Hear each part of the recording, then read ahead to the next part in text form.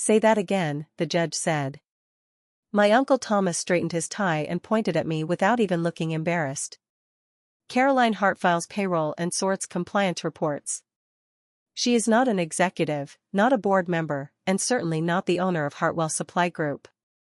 The courtroom was so quiet I could hear the air vent rattling overhead. My mother clutched her purse. My cousins looked almost bored. They'd spent years talking about me like I was furniture. Then a gray-haired attorney I'd never seen before rose from the second row, opened a leather folder, and said, "Your Honor, the controlling interest in Hartwell Supply Group does not belong to Thomas Hart. It belongs to Ms. Caroline Hart. If you're enjoying stories about real-life challenges, personal growth, and unforgettable life lessons, consider subscribing to the channel. New stories are released regularly, and you won't want to miss the next one."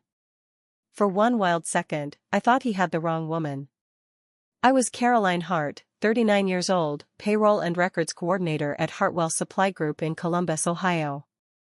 I was divorced, tired, usually under-caffeinated, and living in a narrow duplex with my 14-year-old daughter Lily and my mother Joan, who still walked with a cane after her stroke.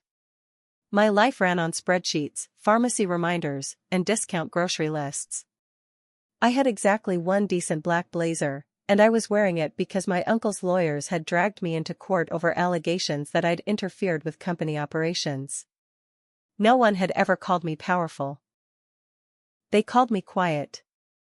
Quiet at family dinners, when my cousins talked over me. Quiet at work, when senior management took credit for ideas I'd emailed 2 weeks earlier. Quiet when Thomas, my father's older brother and the self-appointed king of Hartwell, would laugh and say, "Caroline's good with details, not decisions." The worst part was that, for years, I let him be right. But in that courtroom, with the judge staring over her glasses and that stranger holding documents with my name on them, I felt something crack open inside me. Not confidence. Not yet. Something more dangerous. Questions. Thomas recovered first. "This is absurd," he snapped. "I've been running this company for 15 years. The stranger gave a short nod. "And under the Rosebridge Trust, you were permitted to run it, not own it." That was the first time I'd ever heard the words Rosebridge Trust. My daughter Lily, sitting behind me with my mother, whispered, "Mom?" I turned to look at her. She looked terrified, but underneath that terror was something I hadn't seen from her in a long time. Hope. 2 weeks earlier, none of this seemed possible. That Monday had started the way my Mondays usually did: coffee from the breakroom machine, stale enough to be considered a workplace hazard, and a stack of payroll discrepancy reports on my desk. Hartwell Supply Group sold commercial office equipment, maintenance contracts, and large-scale furnishing systems to hospitals, schools, and state buildings across Ohio, Indiana, and western Pennsylvania. My grandfather Samuel Hart had built it from a warehouse business into a regional powerhouse. My father Michael had been the operations brain. Then he died in a car accident when I was 23, and Thomas stepped in temporarily. Temporary lasted 15 years. By the time I arrived at the office that morning, the executive floor had already gone into lockdown mode. Assistants were whispering.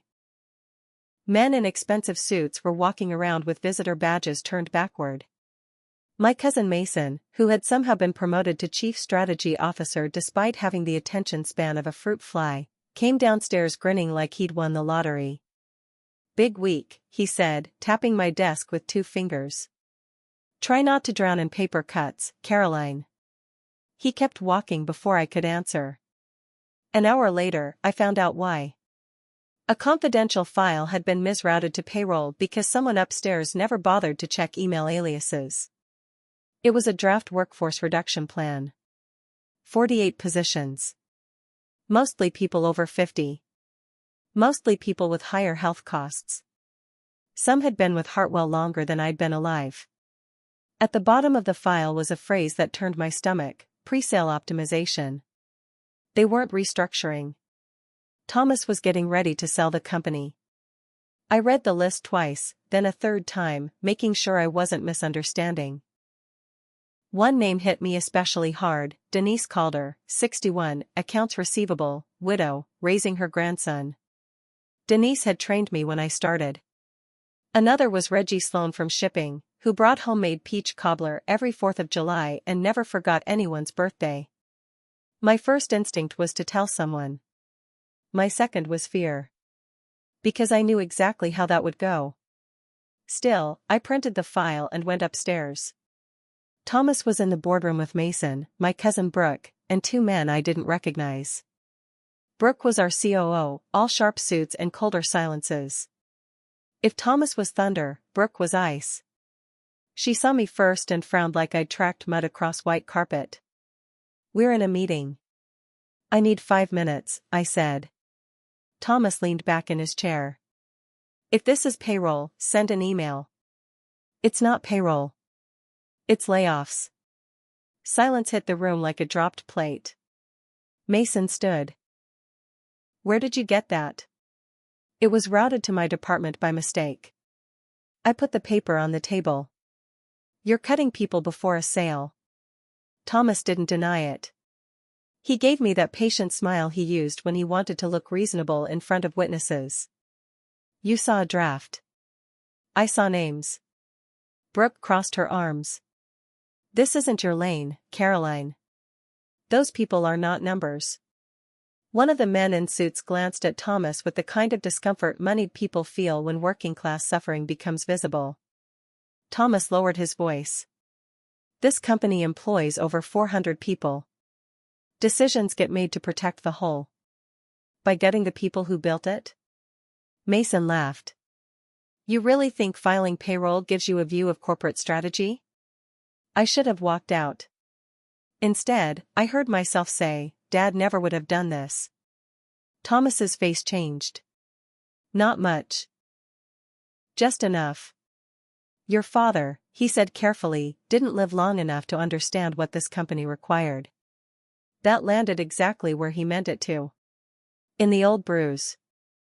In the place that still wondered whether my father had died disappointed in all of us. I left before they could see how hard my hands were shaking. That night, we had dinner at my mother's house because Sundays and bad news still pulled our family to the same cracked oak table.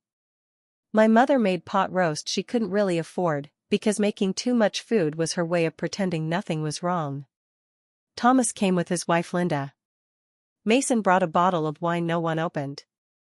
Brooke arrived late and spent most of the meal answering emails. Lily sat beside me, watchful and silent in that teenager way that says more than words. I shouldn't have brought up the layoffs. But by dessert, the anger had ripened. "You're selling Hartwell?" I asked. Thomas set down his fork. "Business discussions don't belong at the dinner table. Neither does pretending." Linda sighed. "Caroline, please." I looked at Brooke. "Do employees know?" "They will when the timing is appropriate," she said. "And when is that?" "After you cut them loose?" Mason smirked into his wineglass. "This is why everyone treats you like the help. You hear one piece of information and think you understand the whole machine." Before I could answer, Thomas said the line that would echo in my head for days. "Caroline, you are a quiet office worker. There is nothing wrong with that. But stop confusing proximity with authority." My mother flinched. Lily went rigid beside me. I should have let it go for her sake. Instead I said, "Funny. I'm close enough to see missing pension contributions." That got everyone's attention. Brooke's head snapped up. Thomas's expression hardened. Mason's cocky little smile disappeared completely. And then my mother whispered, "Caroline.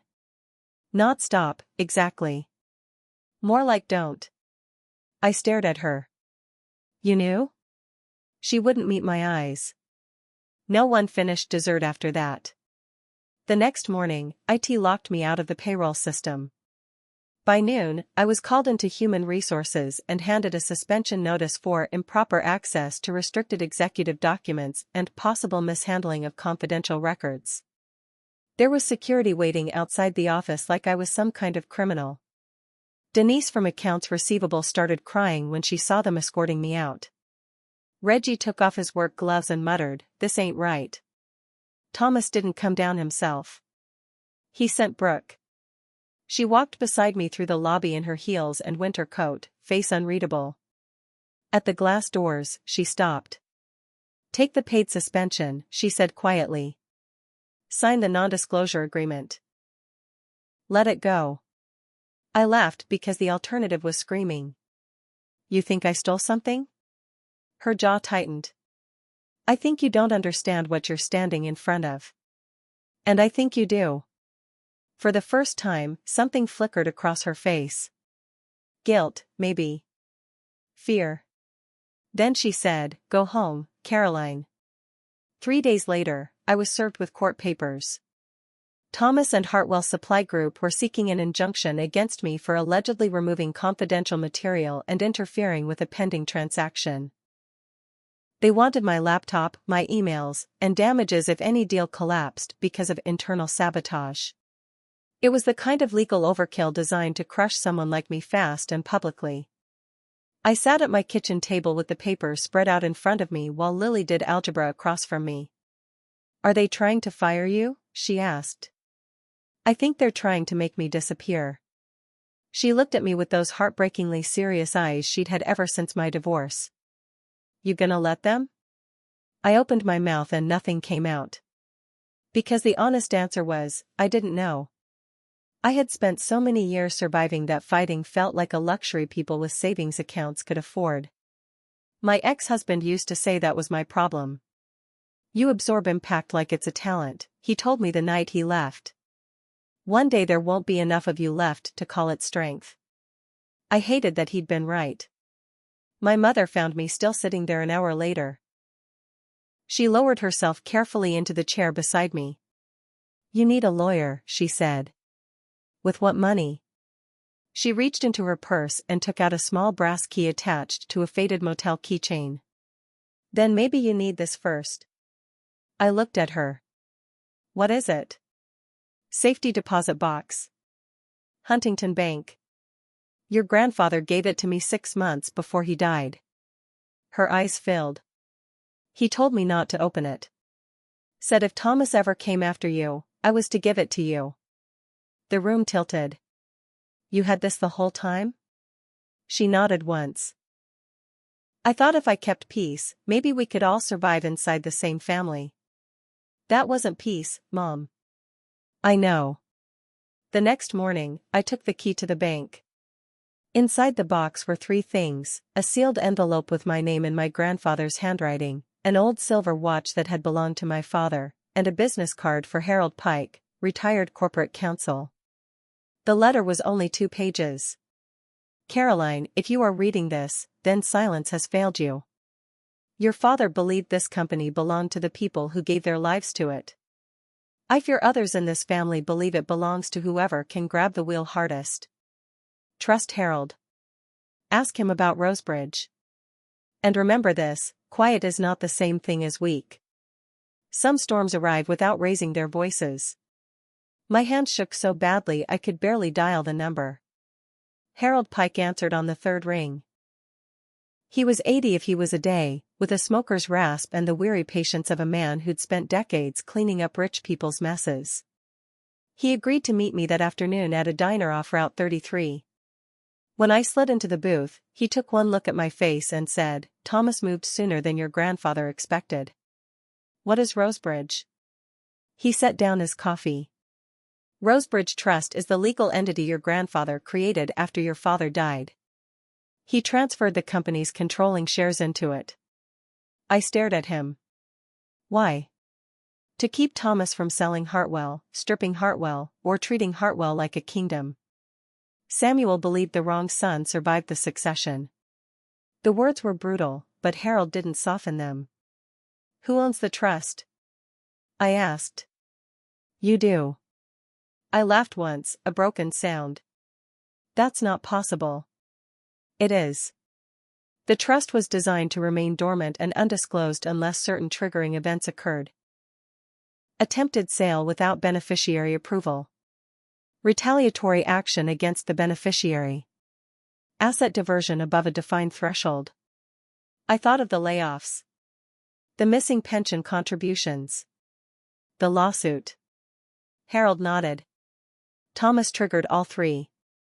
For a moment, all I could see was my grandfather's hands, huge and rough, teaching me to tighten bolts on warehouse shelves when I was 10. He used to tell me the fastest talker in a room was usually selling weakness as certainty. I hadn't understood him then. I didn't know, I whispered. I know, Harold said. That was the point. Samuel believed if Thomas knew, he'd spend years destroying you before the trust could protect you. That should have comforted me. Instead, it broke my heart in a new direction. My grandfather had loved me enough to build a fortress around me. My family had loved power enough to make the fortress necessary. Harold became my attorney that day. The hearing was scheduled on an emergency basis because Thomas wanted the injunction before the sale documents closed. I barely slept the night before.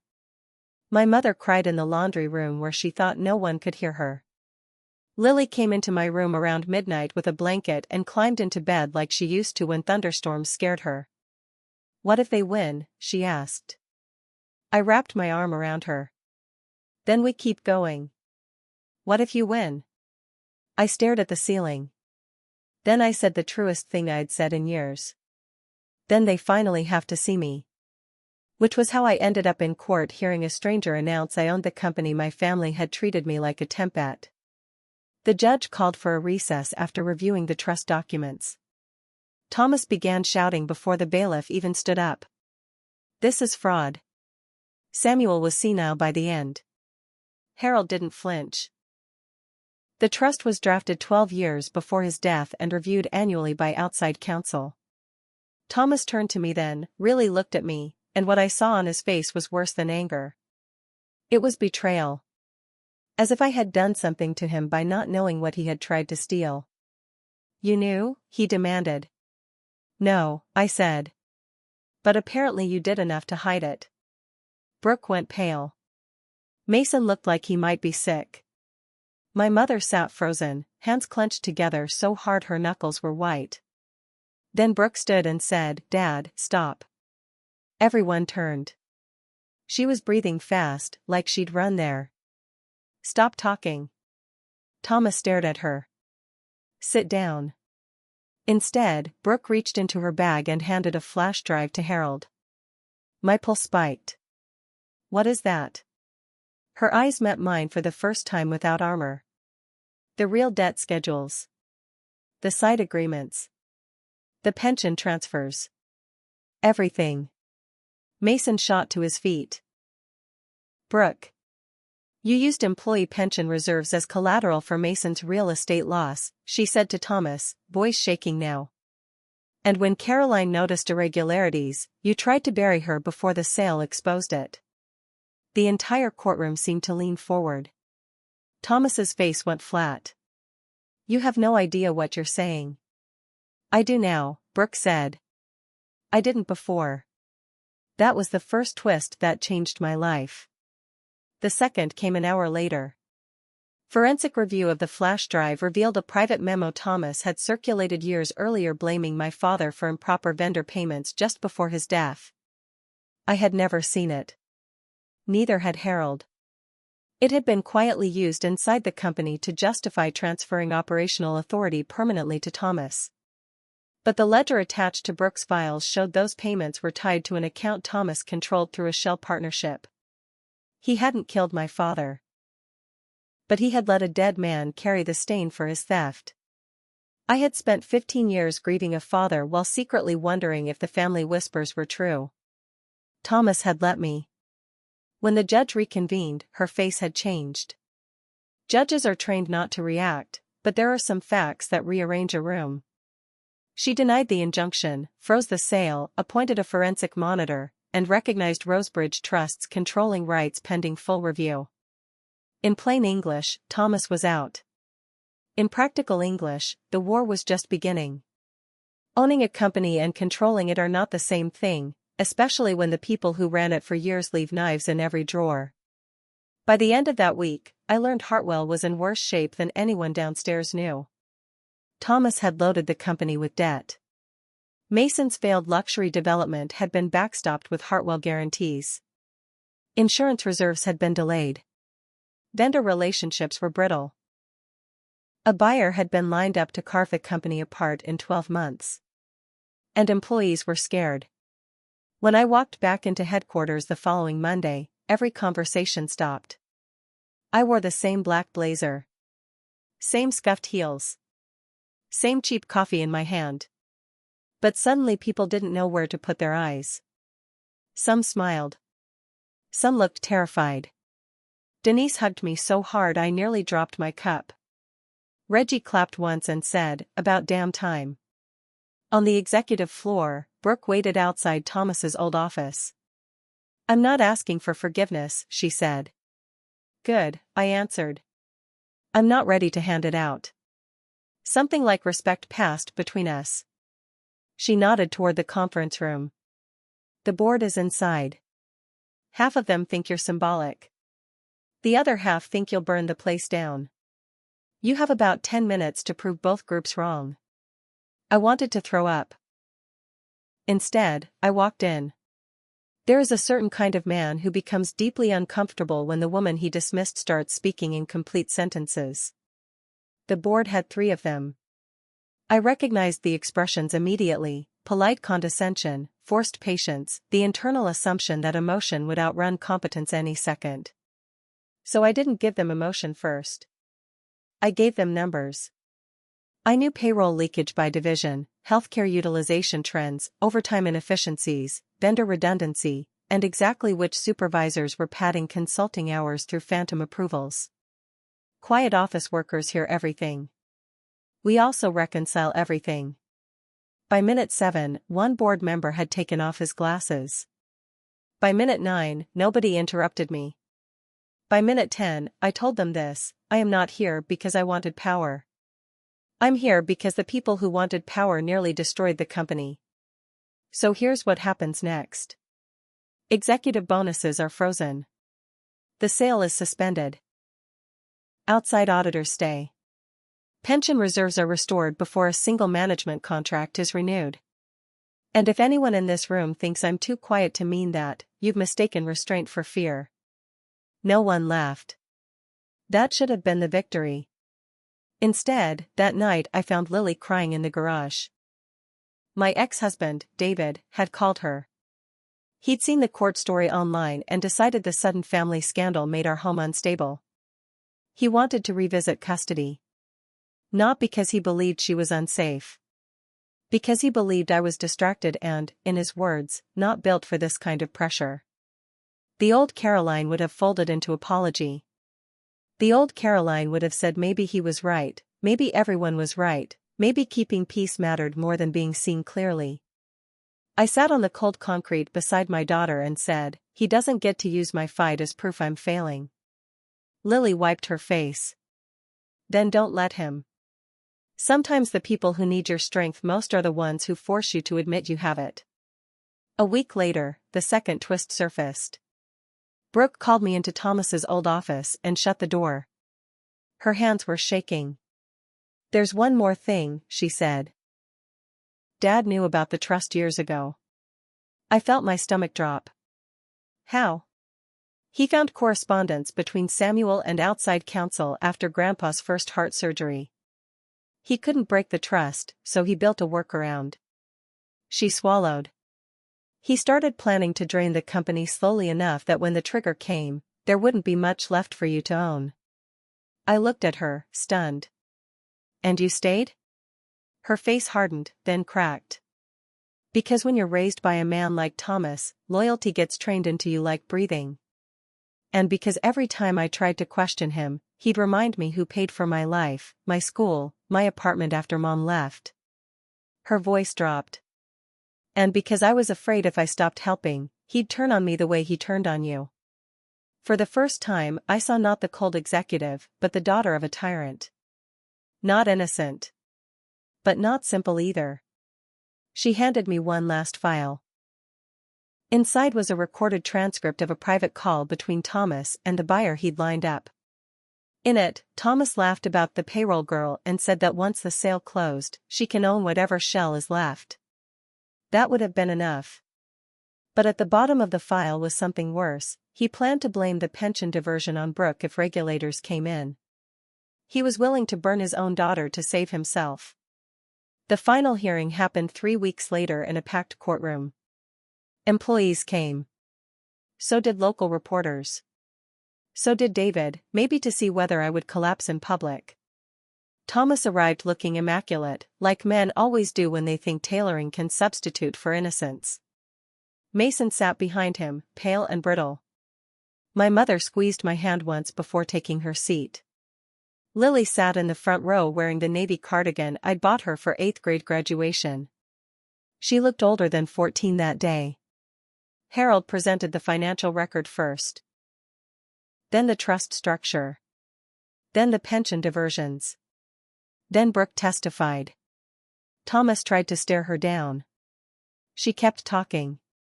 When it was my turn, I walked to the stand with my father's silver watch in my pocket. Thomas's attorney smiled the way men smile when they think they're about to dismantle a woman with her own emotions. Ms. Hart, he began, before these recent events, you had no executive leadership experience, correct? Correct. No merger and acquisition background? Correct. No board service? Correct. He spread his hands. And yet you ask this court to believe you can responsibly control a regional company? I looked at him. Then at the judge. Then I said, for 15 years, I processed payroll for every division in this company. I know who shows up and who doesn't. I know which departments were starved and which executives billed luxury travel as client development.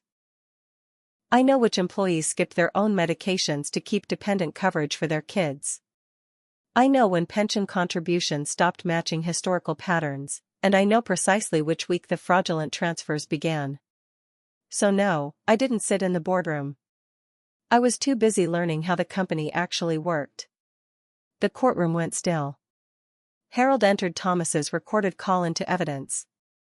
The audio played through the speakers, his voice, unmistakable, lazy with contempt, joking about leaving me the corpse after the sale, blaming Brooke if things went bad, talking about loyalty like it was another asset line to exploit. Thomas closed his eyes once, briefly. When he opened them, some part of his performance was gone. The judge ruled by late afternoon. Rosebridge Trust was valid and enforceable. I was confirmed as controlling owner. The sale was permanently blocked. The court referred the pension diversion and fraudulent debt instruments to state investigators.